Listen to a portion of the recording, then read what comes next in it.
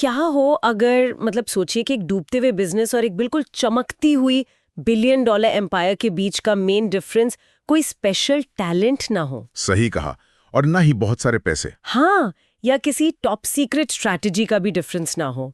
क्या हो अगर ये पूरा का पूरा डिफरेंस बस इस एक बात पर टिका हो कि जब बाकी पूरी दुनिया अंधेरे में सो रही होती है तब एक सक्सेसफुल इंसान क्या कर रहा होता है। ये वाकई एक बहुत ही पावरफुल थॉट है, क्योंकि हमारी आदत बन चुकी है सक्सेस के सिर्फ विजिबल एलिमेंट्स को देखने की, है ना? बिल्कुल। जैसे किसी बड़ी बिल्डिंग का सिर्फ चमकता हुआ कांच और स्टील देखना। पर हम उस फाउंडेशन को बिल्कुल इग्नोर कर देते हैं जो गहराई में अंधेरे में बनती है और पूरी बिल्डिंग का भार उठाती है। हाँ, वो जो अंडरग्राउंड बेस होता है। एग्जैक्टली। यही वजह है कि जब हम पीक परफॉर्मेंस की डीपली बात करते हैं ना, तो ध्यान उन अंधेरे और शांति वाले घंटों पर जाना ही चाहिए जो जो दुनिया को नहीं दिखते। ओके, तो चलिए इसको अनपैक करते हैं आज, क्योंकि आज के इस डीप डाइव का मकसद यही है। हम दुनिया के कुछ सबसे इन्फ्लुएंशियल लोगों की एक ऐसी कॉमन आदत को समझने वाले हैं जो सुनने में तो आसान लगती है पर जिसके पीछे की साइकोलॉजी किसी को भी हैरान कर सकती है। और वो आदत है सुबह ठीक 5 बजे उठना। सही बात है। इस डिस्कशन के लिए हमारा बेस है रॉबिन शर्मा की बहुत ही famous book the 5 AM club. इस किताब ने ना पूरी दुनिया में एक मूवमेंट जैसा खड़ा कर दिया है।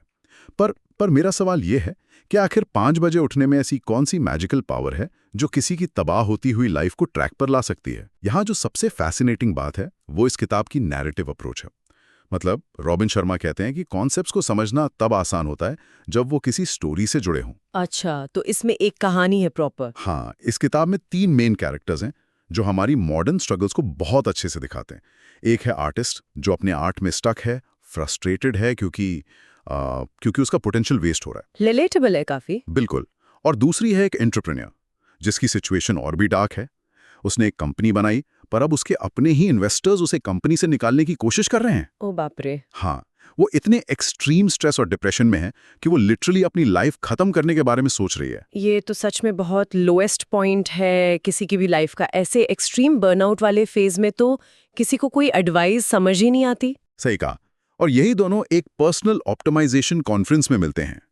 वहां स्टेज पर एक बहुत ही लेजेंडरी गुरु स्पीच दे रहे होते हैं जिन्हें द स्पेल बाइंडर कहा गया है। ओके। पर इन दोनों की लाइफ तब बदलती है जब उनकी मुलाकात एक तीसरे शख्स से होती है। ये एक अजीब सा होमलेस इंसान दिखता है, फटे पुराने कपड़ों में। वेट, होमलेस कॉन्फ्रेंस में? हाँ, पर जब वो बोलता है ना तो उसकी बातों में एक ऐसी गहराई होती है जो किसी आम इंसान में नहीं मिलती। बाद में एक बड़ा रिवील होता है कि वो फटेहाल शख्स असल में कोई गरीब नहीं बल्कि एक एसेंट्रिक बिलियनर है, Stone Riley. Oh wow, plot twist. और यहां से शायद कहानी उस प्राइवेट आइलैंड की तरफ जाती है, राइट? एग्जैक्टली। वो बिलियनियर उन दोनों को अपने आइलैंड पर इनवाइट करता है ताकि वो उन्हें एक वर्ल्ड क्लास मॉर्निंग रूटीन सिखा सके। पर देखिए, मुझे इस बात पर थोड़ा डाउट होता है। क्या सुबह जल्दी उठना सिर्फ इसलिए जरूरी है ताकि काम करने के लिए हमें एक्स्ट्रा घंटे मिल सकें? नहीं। क्योंकि क्या ये बस एक और तरीका नहीं है ओवरवर्क करने का, हसल कल्चर को बढ़ावा देने का? नहीं। और यही पर सबसे बड़ा मिसकंसेप्शन है लोगों का। इस किताब में बताया गया है कि 5 बजे उठने का मेन मकसद नींद त्याग कर एक्स्ट्रा काम करना बिल्कुल नहीं है। तो फिर मकसद क्या है? बल्कि इस शांत वक्त का यूज अपने अंदर के 4 इंटीरियर एम्पायर्स को बिल्ड करने के लिए किया जाता है। ये कॉन्सेप्ट इस पूरी बुक का एक बहुत बड़ा पिलर है। 4 इंटीरियर एम्पायर्स? हाँ, देखिए, हमारी सोसाइटी में एक बहुत बड़ी प्रॉब्लम है कि हम सिर्फ एक ही एम्पायर पर लगातार फोकस करते हैं और वो है माइंडसेट। देखिए, मैं यहाँ थोड़ा पुशबैक देना चाहूंगी इस बात पर। हाँ, बताइए। माइंडसेट इज एवरीथिंग, ये फ्रेज तो हमें बचपन से सिखाया जाता है ना। हजारों सेल्फ हेल्प किताबें और स्पीकर्स सिर्फ पॉजिटिव थिंकिंग की ही तो बात करते हैं। सही बात है। अगर माइंडसेट ठीक हो तो सब ठीक होना चाहिए, है ना? ये गलत कैसे हो सकता है? ये लॉजिक सुनने में ठीक लगता है, पर लेखक कहते हैं कि माइंडसेट असल पिक्चर का सिर्फ 25% हिस्सा है। वेट, सिर्फ 25%? हाँ, बाकी का 75% 3 और एम्पायर्स पर डिपेंड करता है: हार्ट सेट, हेल्थ सेट और सोल सेट। ओके, ये नए टर्म्स हैं। सोचिए कि इंसान का माइंडसेट बहुत स्ट्रांग है, गोल्स क्लियर हैं, उसने अपने विजन बोर्ड्स बना लिए हैं। लेकिन अगर उसके दिल में अपने पुराने फेलियर्स का दुख है, किसी के खिलाफ गुस्सा है या रिजेंटमेंट भरी हुई है, तो वो आगे नहीं बढ़ पाएगा। एग्जैक्टली। क्या सिर्फ पॉजिटिव सोचने से वो पीक परफॉर्मेंस दे पाएगा? नहीं। जब तक वो उस इमोशनल बैगेज को क्लियर नहीं करता, उसका हार्ट सेट ब्लॉक रहेगा। ये तो किसी कार वाली एनालॉजी जैसा लग रहा है मुझे। कैसे? जैसे ये तो वही बात हुई कि हम एक कार का सॉफ्टवेयर यानी उसका माइंडसेट तो बार बार अपग्रेड कर रहे हैं, पर उस गाड़ी का इंजन यानी उसका हार्ट सेट ही खराब है। हाँ, और उसके टायर्स फ्लैट हैं। फिर चाहे सॉफ्टवेयर में कितने भी एडवांस्ड एल्गोरिदम्स डाल दो, वो गाड़ी 1 इंच भी आगे नहीं बढ़ेगी। एग्जैक्टली। अगर इंजन में पुराने दुख और गुस्से का कचरा फंसा हुआ है तो माइंडसेट का सॉफ्टवेयर फेल हो ही जाएगा। ये एनालॉजी बिल्कुल परफेक्ट है। जब इमोशनल बैगेज अनप्रोसेस्ड रह जाता है ना, तो वो हमारी कॉग्निटिव बैंडविड्थ को पूरी तरह खा जाता है। उसके बाद आता है तीसरा empire, health set. Health set मतलब फिजिकल हेल्थ। हाँ, ये हमारी फिजियोलॉजी है। दिमाग कितना भी तेज हो, पर अगर फिजिकल बॉडी थकी हुई है, एग्जॉस्टेड है, तो सक्सेस को सस्टेन करना नामुमकिन है। सही बात है, एनर्जी नहीं होगी। बिल्कुल। और आखिरी है सोल सेट।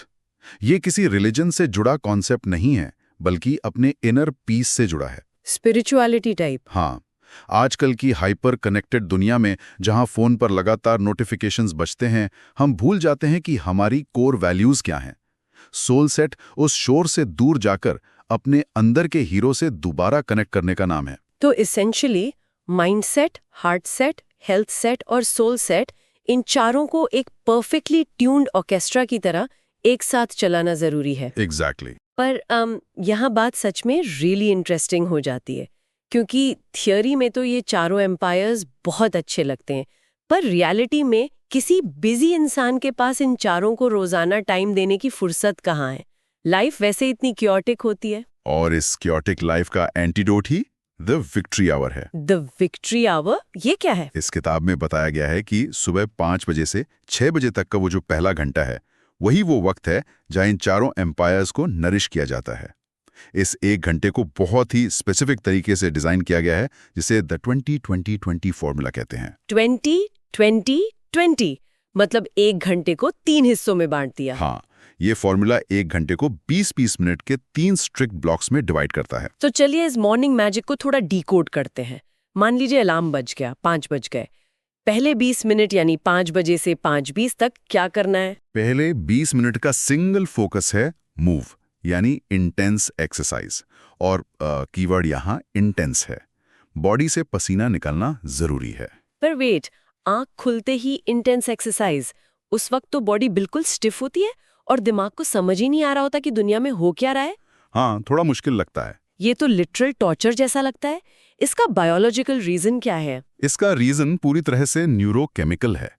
रॉबिन शर्मा कहते हैं कि जब हम सुबह उठते हैं तो हमारी बॉडी में कॉर्टिजोल का लेवल नेचुरली सबसे ज्यादा पीक पर होता है। कॉर्टिजोल यानी वो stress hormone? Exactly. Cortisol stress और फियर हार्मोन है। ये वही केमिकल है जो सुबह उठते ही कल की मीटिंग्स और पेंडिंग बिल्स की एंजाइटी देता है दिमाग में। ओह, तभी उठते ही टेंशन होती है। BDNF ये क्या होता है? Brain derived neurotrophic factor. अच्छा, तो बेसिकली BDNF एक तरह का फर्टिलाइजर है हमारे ब्रेन सेल्स के लिए, है ना? बिल्कुल सही पकड़ा आपने। ये नए न्यूरल कनेक्शंस बनाता है और डैमेज्ड ब्रेन सेल्स को रिपेयर करता है। तो एक तरह से पहली 20 मिनट की उस इंटेंस मेहनत से हम अपने दिमाग को केमिकल लेवल पर हैक कर रहे हैं। हाँ, इस स्टेप के बिना बाकी का पूरा दिन स्लगिश ही रहेगा। मुझे इस कॉन्सेप्ट में एक डिटेल ने बहुत अट्रैक्ट किया था किताब पढ़ते वक्त। वो जो बिलियनियर था ना, वो अपने वर्कआउट क्लोथ्स रात को ही पहनकर सोता था। हाँ, स्टोन राइली। और उसके जूते बेड के बिल्कुल पास होते थे। ये एक बहुत ही ब्रिलियंट डोमिनो इफेक्ट है। रात को ही अगले दिन की पहली जीत को सेट कर देना, ताकि सुबह दिमाग को एक्सक्यूज बनाने का टाइम ही ना मिले। एग्जैक्टली।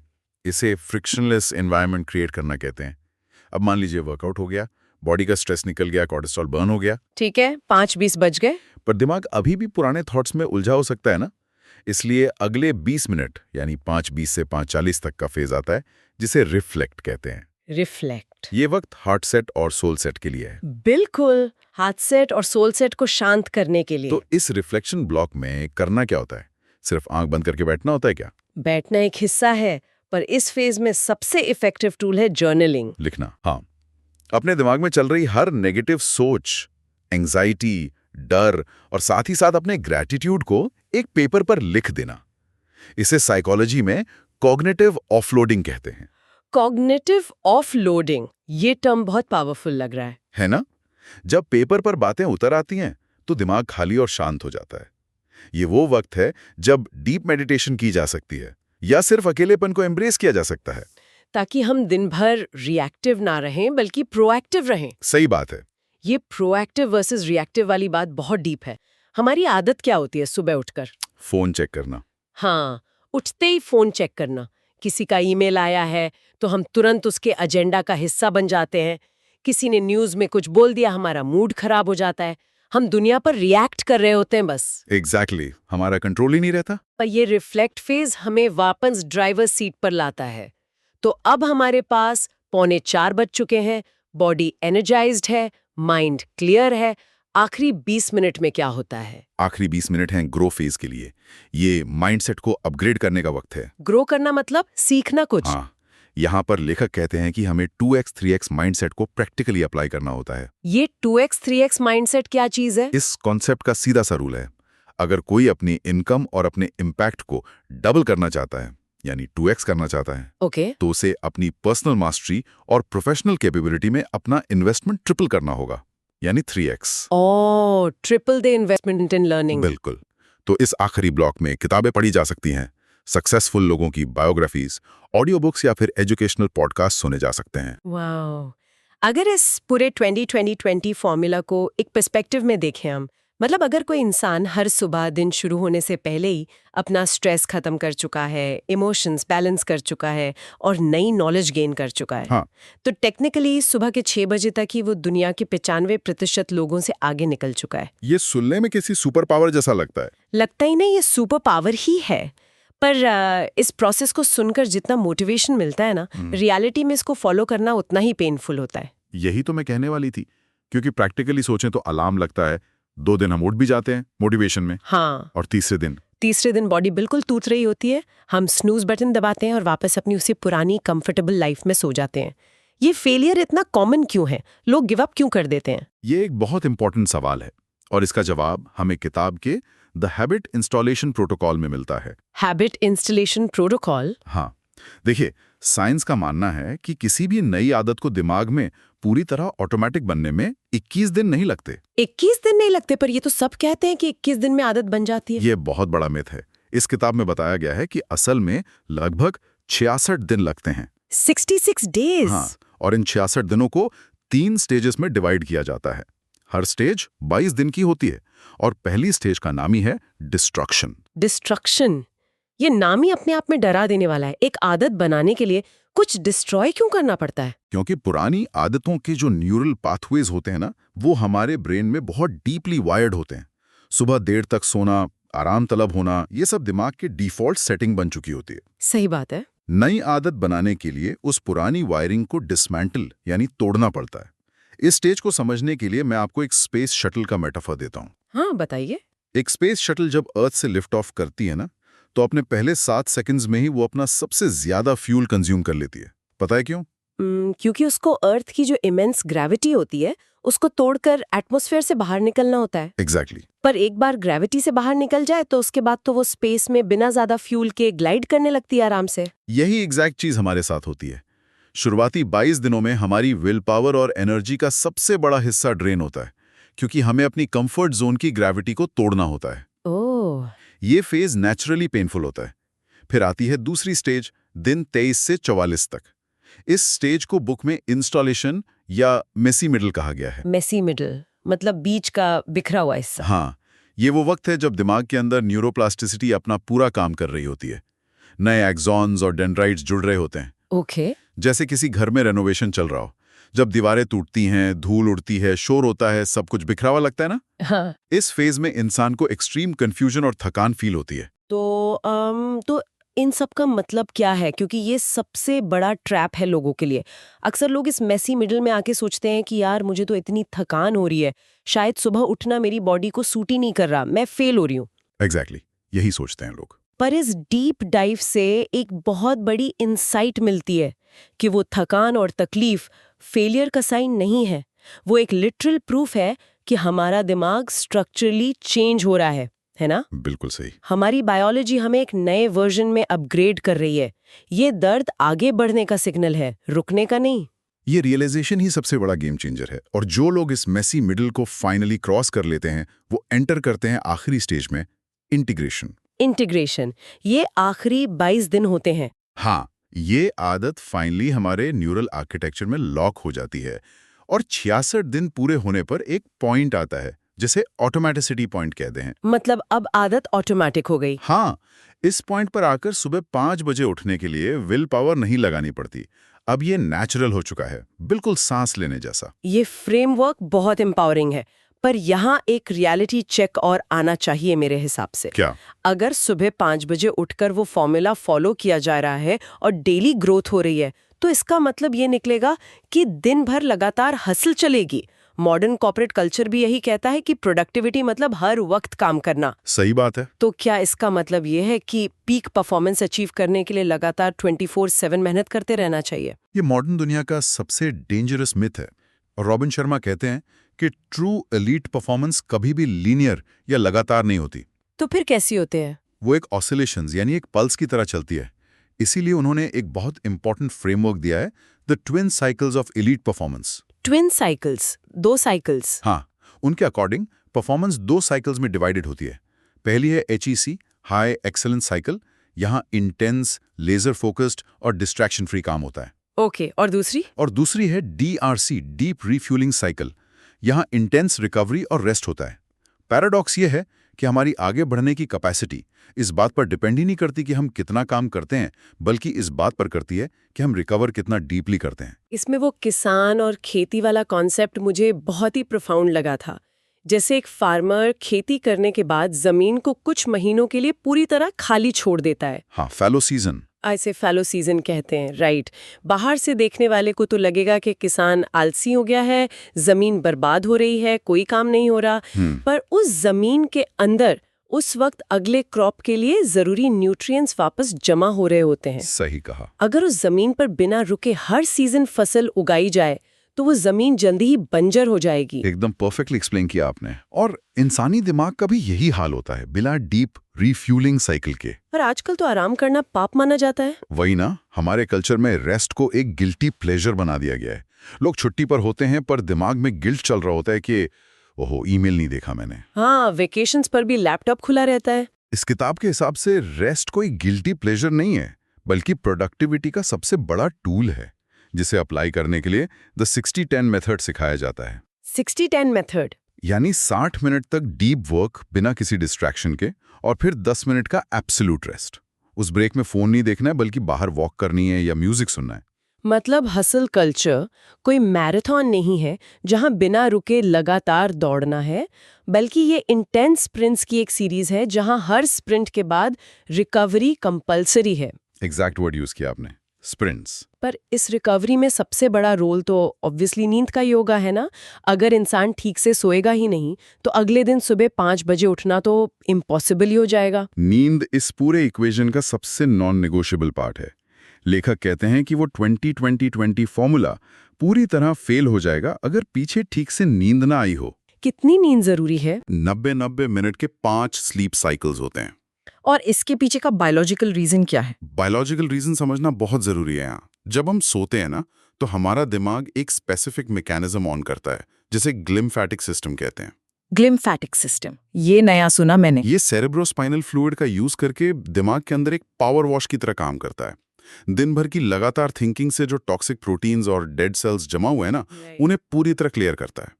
तो essentially sleep is literally a dishwasher for the brain. हाँ, बढ़िया एग्जाम्पल है। अगर डिशवॉशर पूरा साइकिल नहीं चलेगा रात को, तो अगले दिन प्लेट्स गंदी ही रहेंगी, दिमाग फॉग्ड अप रहेगा।